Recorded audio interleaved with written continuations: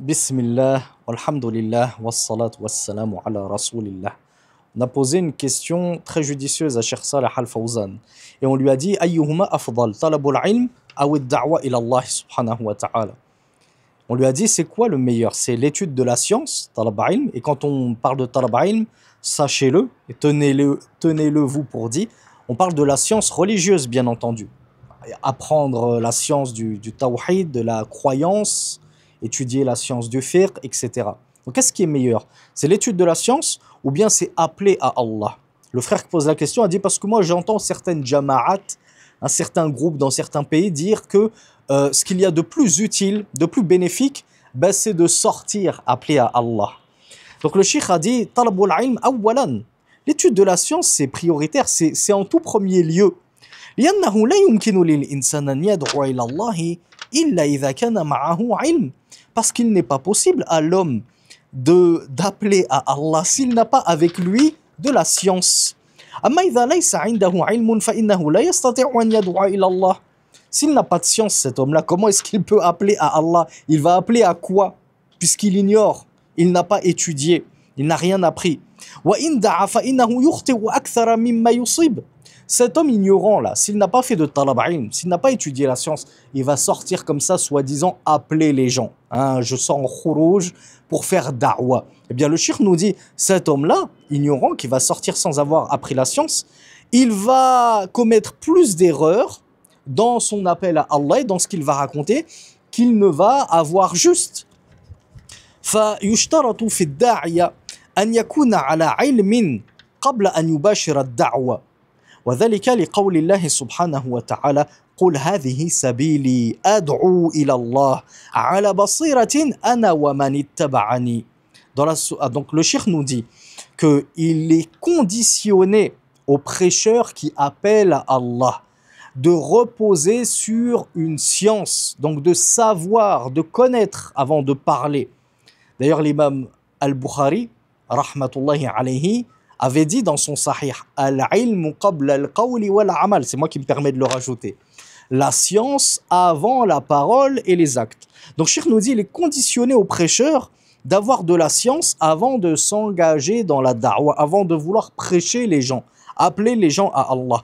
Et ceci car Allah Azza wa Jal nous dit dans Surat Yusuf, verset 108, dit ceci est ma voix, j'appelle à Allah avec clairvoyance, moi ainsi que ceux qui me suivent. Donc, Allah subhanahu wa ta'ala ici, dans la sourate Yusuf, nous explique que pour appeler à Allah, on ne peut appeler à Allah qu'avec clairvoyance. Et comment appeler à Allah avec clairvoyance si on n'y voit pas clair soi-même dans la religion? Parce qu'on n'a pas étudié, on ne connaît pas grand-chose, on s'en mêle soi-même les pinceaux.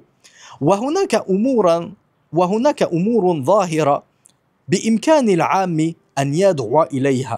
Mais rassurez-vous, on n'est pas en train de dire que du coup, puisqu'on est tous ignorants, parce qu'on est pratiquement tous des gens de la masse, hein, on va pas se mentir, très peu d'entre nous sommes de grands étudiants en sciences, de futurs savants en herbe, etc. Donc on fait quoi? Plus personne ne dit rien dans la religion, et on se tait, puis on laisse les gens comme ça dans la cécité, l'égarement et l'aveuglement.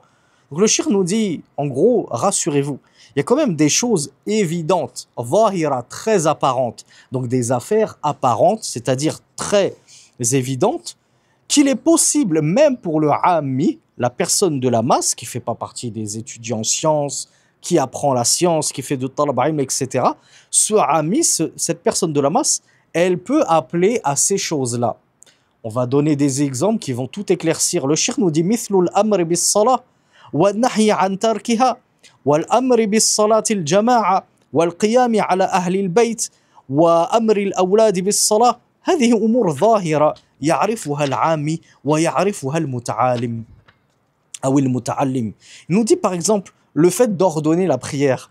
Il y a besoin d'être un grand étudiant en sciences ou un savant pour dire à quelqu'un la prière c'est obligatoire, tu dois faire 5 prières par jour.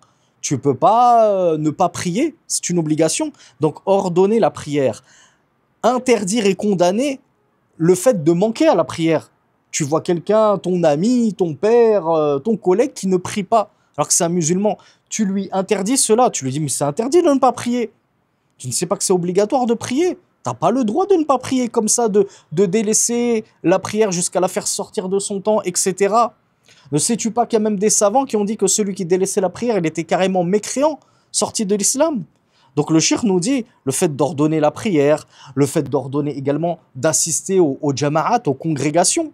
Hein, tu ordonnes aux gens la prière du vendredi. Tu les invites et tu les enjoins à se rendre autant que faire se peut à la mosquée pour prier en congrégation.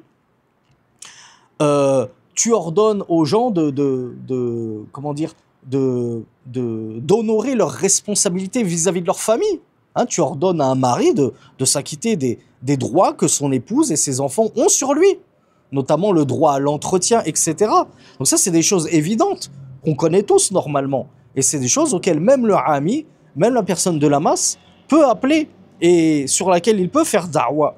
Ordonner ses enfants à faire la prière, nous dit Cheikh Saleh Al-Fawzan, sont des choses que même l'ignorant, que même la personne de la masse et le débutant qui apprend sa religion connaît.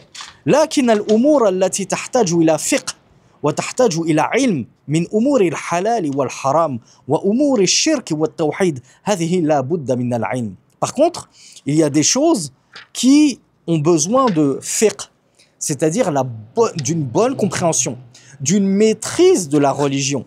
Donc, ces choses qui ont besoin de science en termes de halal et de haram, quoique, hein, il y a des choses comme le halal et le haram, comme l'interdiction de l'alcool, on la connaît tous et on peut tous appeler, même quand on est un ami, une personne de la masse, et un débutant et un apprenti, on peut forcément condamner les musulmans qui boivent de l'alcool, sans vergogne. Donc on n'est pas obligé d'avoir un certain niveau de science pour cela. Mais la plupart du temps, dans les branches du halal et du haram, dans les branches même du shirk et du tawhid, quand bien même certaines choses sont évidentes, hein, comme le fait d'invoquer autre qu'Allah, se prosterner devant une tombe pour supplier l'habitant de cette tombe, ça ce sont des choses aussi évidentes que même un débutant peut condamner. Eh bien, dans le reste de ces choses qui ne sont pas apparentes et évidentes, le cheikh nous dit qu'il convient de reposer sur un certain bagage scientifique avant de se lancer dans la da'wa. وَالَّذِينَ يَقُولُونَ الدَّعْوَ أَنْفَعُ مِنَ التَّعَلُّمِ هُمْ جَمَاعَةُ التَّبْلِيغِ وَهِيَ جَمَاعَةٌ بِدْعِيَّةٌ صُوفِيَّةٌ ضَالَةٌ. Quant à ceux qui prétendent, ce qu'avait dit le questionneur en introduction à sa question, que le fait de faire da'wa, c'est ce qu'il y a de plus bénéfique et c'est encore meilleur et plus profitable que d'étudier, d'apprendre la science. Le cheikh nous dit en réalité, ceux qui disent ça, c'est une jama'a, un groupe bien connu qui s'appelle Jama'atut Tablir, le groupe des Tablir. Et c'est une jama'a bid'ayya, donc innovée, soufia, qui a des racines dont le fondateur était profondément soufi, et la plupart de ses adeptes par la suite étaient profondément soufis, et qui est une jama'a égarée. Elle s'est égarée du minhaj des pieux prédécesseurs parce que malheureusement, et moi-même j'en ai été témoin, ce sont des gens qui fuient les cercles de science. Moi-même, quand je donnais cours de science à la mosquée, ils fuyaient mes assises de science pour aller faire leur petite da'wa, prêcher, alors qu'ils ne font aucun effort justement pour apprendre la science. Donc la science avant la parole et les actes, comme le disait l'imam